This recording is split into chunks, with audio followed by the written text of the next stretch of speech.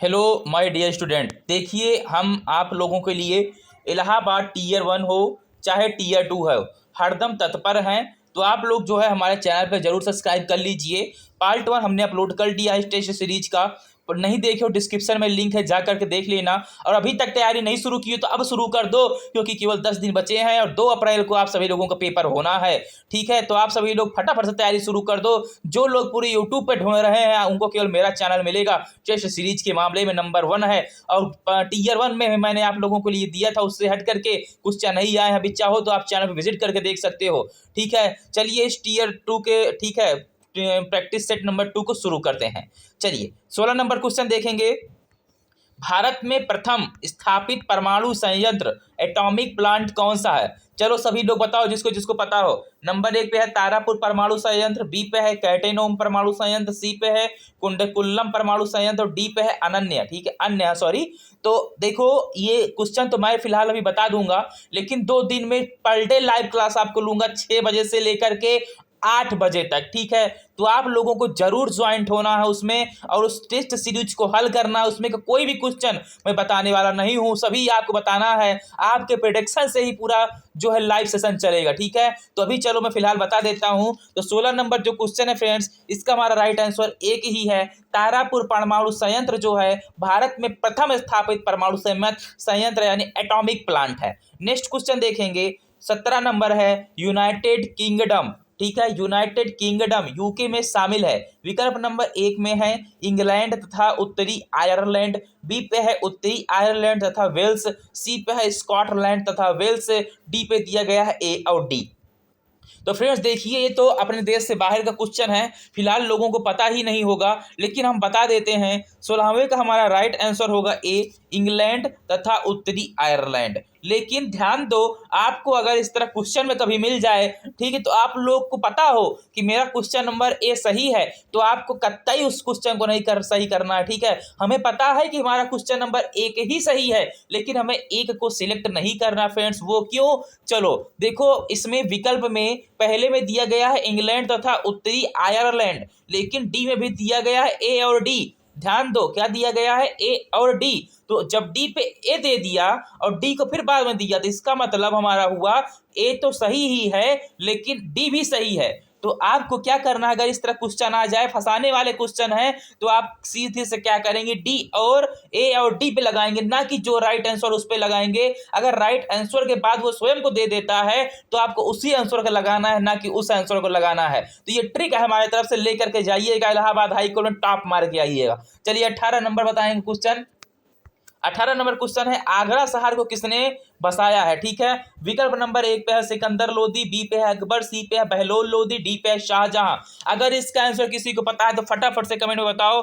ठीक है, चलो मैं ही बता देता हूँ। 18 का जो राइट आंसर वो सिकंदर लोदी। सिकंदर लोदी ने आगरा शहर को बसाया था। 19 नंबर क्वेश्चन देखेंगे। राष्ट्रीय प्रतीक के निचले भाग में उत्कीर्णित शब्द सत्यमेव जयते किस संदर्भ से लिया गया है? विकल्प नंबर 1 पे है पुराण, बी पे है जातक, सी पे है मुंडकोपनिषद और डी पे है महाभारत। तो जिसका राइट आंसर है फ्रेंड्स 19 नंबर का, वो है हमारा ए, पुराण सॉरी ए 19 नंबर का हमारा राइट आंसर ए ही है। पुराण से लिया गया, किससे? सत्यमेव जयते पुराण से लिया गया है। ठीक है, उसका 20 नंबर देखेंगे। अशोक के शिलालेखों की लिपि क्या है? जो अशोक के शिलालेख हैं उसके लिपि क्या है? शिलालेख किसे कहते हैं? जो शिला बोलते हैं पत्थर के बने हुए बहुत बड़े। ठीक है, जैसे मील का पत्थर होता है जिसमें लिखा रहता है 10 किलोमीटर, उसी तरह से शिला उसे बोलते हैं जो उसके 20-25 गुना रहते हैं, उसने बड़े बड़े साइज को शिलाएं बोलते हैं। तो शिला लेख पे लिखी गई जो अशोक की लिपि है वो क्या है? नंबर विकल्प ए पे है गुरुमुखी, बी पे ब्राह्मी, सी पे देवनागरी, डी पे है हायरोग्लाइफिक्स। तो 20 का हमारा राइट आंसर है फ्रेंड्स बी। ठीक है, ब्राह्मी क्या है? ब्राह्मी लिपि है। कौन सी? ब्राह्मी लिपि। देखिए, अभी तक यूट्यूब पे आप सभी लोग नोटिफिकेशन बहुत देख चुके हो, नोटिफिकेशन देखना बंद करो और काम चालू करो। 21 नंबर देखेंगे। बिहू निम्नलिखित में से किसका लोकप्रिय उत्सव है? विकल्प नंबर 1 पे है असम, बी पे उड़ीसा, सी पे बिहार, डी पे बंगाल। अगर इस क्वेश्चन को नहीं हल कर पाए तो बेकार हो। देखो, क्योंकि ये क्वेश्चन हर बार हर एक पेपर में आता है, जरूरी नहीं ग्रुप डी के ही पेपर में आए। और पार्ट 1 में देखा होगा आपने, ग्रुप डी के नंबर 1 में एक क्वेश्चन मिलान, देखो ऐसे क्वेश्चन नहीं आया था, उसमें मिलाने के लिए आया था, ठीक है, लेकिन आया जरूर था कि इसका जो है कौन सा लोक नृत्य है। तो आपको अगर पता ही नहीं रहेगा तो आप मिलाओगे कैसे? और मिलाने वाले में अगर एक का प्रेडिक्शन सही निकल जाए तो ऑटोमेटिक पूरा क्वेश्चन सॉल्व हो जाता है, भी ध्यान में रखना। तो 21 का जो फ्रेंड्स हमारा राइट आंसर है वो है हमारा ए, असम, ठीक है। बिहू निम्नलिखित किसका लोकप्रिय उत्सव है? तो असम का लोकप्रिय उत्सव है बिहू। और अगर इसका सेपरेट वीडियो चाहिए तो कमेंट जरूर जो कमेंट में कर दो। इसका जो है आपको ट्रिक बता दूंगा ऐसी कि आप हरदम के लिए याद रख लोगे, ठीक है, कभी भूलोगे नहीं। 22 नंबर देखेंगे, विवेकानंद रॉक मेमोरियल कहाँ स्थित है? विकल्प नंबर 1 पे है अंडमान निकोबार, बी पे है लक्षद्वीप, सी पे है केरल और डी पे है तमिलनाडु। तो फ्रेंड्स देखो, विवेकानंद जो रॉक मेमोरियल कहाँ स्थित है, तो आप सभी लोगों को बता दें ये जो है कोई विदेश में नहीं स्थित है, भारत में ही है, लेकिन लोगों को पता नहीं है। तो ये है अंडमान निकोबार। अब बताओ ये विदेश है कि भारत में है? अगर किसी को पता है अंडमान निकोबार भारत में है या बाहर है, तो विदेश है या देश है, जरूर कमेंट बताओ, ठीक है। फटाफट से बताओ कि अंडमान निकोबार कहाँ पे है, भारत में या विदेश में। तो चलिए नेक्स्ट क्वेश्चन देखेंगे। हाँ, ध्यान रखना, विवेकानंद रॉक मेमोरियल कहाँ स्थित है? तो अंडमान निकोबार में स्थित है। 23 नंबर देखेंगे, महात्मा गांधी को राष्ट्रपिता के रूप में उल्लेख सबसे पहले किसने किया था? विकल्प नंबर 1 पे सुभाष चंद्र बोस हैं, बी पे जवाहरलाल नेहरू हैं और सी पे वल्लभ भाई पटेल, डी में है इनमें से कोई नहीं। तो जो 23 का हमारा फ्रेंड्स राइट आंसर है वो है हमारा विकल्प नंबर ए, सुभाष चंद्र बोस जी ने महात्मा गांधी जी को सबसे पहले राष्ट्रपिता कहा था।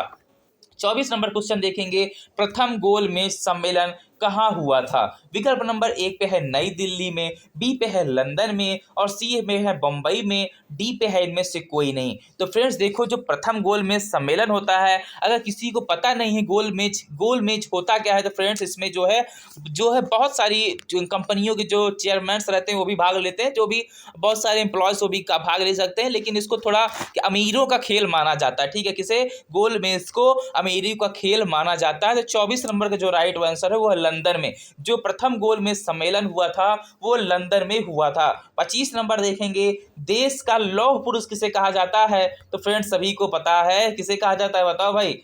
सरदार पटेल को कहा जाता है या पंडित जवाहरलाल नेहरू को कहा जाता है या महात्मा गांधी को कहा जाता है? तो फ्रेंड्स जो हमारा 25 का राइट आंसर वो हमारा विकल्प नंबर 1 है, सरदार वल्लभ भाई पटेल जी को ही देश का लौह पुरुष कहा जाता है।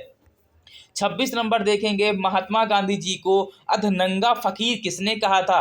भाई देखो, विकल्प नंबर 1 पे हिटलर, बी पे जिन्ना, सी पे चर्चिल और डी पे है माउंट बेटन, ठीक है। तो जो हमारा 26 का राइट आंसर होने वाला है वो है हमारा सी, ठीक है, सी जो है राइट आंसर है। चर्चिल ने कहा था महात्मा जी को अधनंगा फकीर, ठीक है, तो वही फकीर उनको बताया क्या है सब कुछ राष्ट्रवाद पूरा, ठीक है। चलिए नेक्स्ट क्वेश्चन हमारा है 27 नंबर पे, महात्मा गांधी निम्नलिखित में से किसने अधिक प्रभावित थे, ठीक है, यानी किससे अधिक प्रभावित थे?